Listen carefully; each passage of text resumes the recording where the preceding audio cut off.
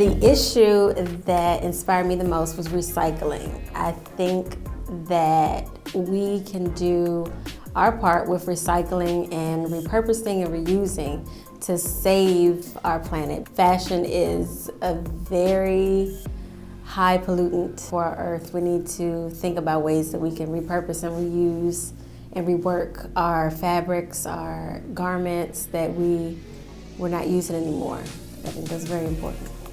My design aesthetic, I enjoy using a lot of different colors. So I'm using a lot of bold pinks and yellows and turquoise and a lot of bright, bold colors. With this project, I wanted to step into the 1950s. And so I'm using the silhouettes that you would see back then, the full skirts. I also was inspired by Janet Jackson with her kind of militant, military look. So the jacket that I'm creating has some of that. So I'm using a lot of different materials. So I'm using some taffetas, some silks, cottons, some blends. And cottons will break down a little easier over the years, but I'm using like a lot of different fabrics that I've had from past projects. So I've put them all together to create the look that I'm working on.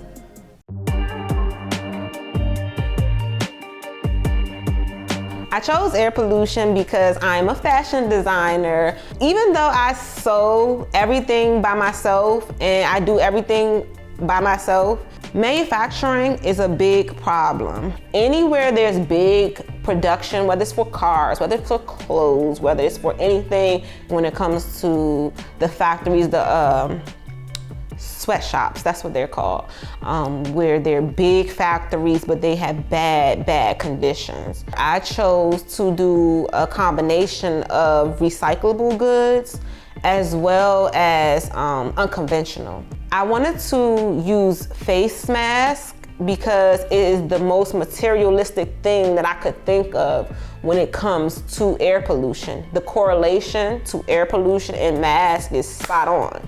And then I brought along some car material because what I do know is that in DC, the biggest problem for air pollution is people driving their cars. My design aesthetic has never changed. I'm pretty street.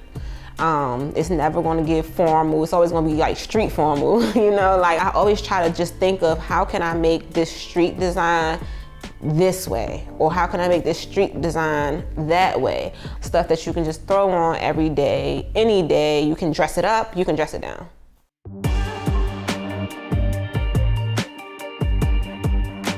One environmental issue that inspired my designs was how much plastic we use.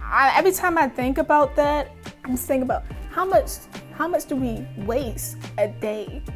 So if we can make clothes out of plastic bottles, and not even like plastic bottles, anything plastic bottle caps, if we can make clothes out of that, it could become a new fashion trend. So I got some plastic covers from Amazon. So it might not be as environmentally friendly, but I can reuse the same plastic covers over and over again for anything I need. And my second fabric is twill tinsel. Yeah.